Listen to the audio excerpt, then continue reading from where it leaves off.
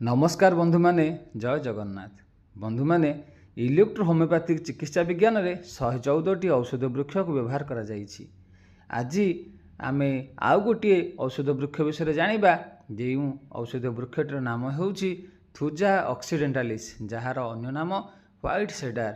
बंधु माने এই औषध वृक्षटी इलेक्ट्रो होमियोपैथिक चिकित्सा विज्ञान रे एक औषध अछि जहार नाम भेनेरियो 1 बा आमे ताकू भेन 1 कहि थाउ। एही औषध रे थुजा ऑक्सीडेंटालिस को व्यवहार करा जाय थाए।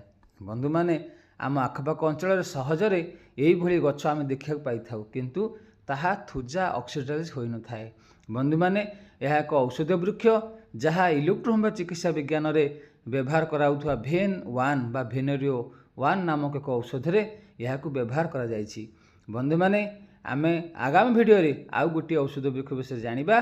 धन्यवाद। जय जगन्नाथ।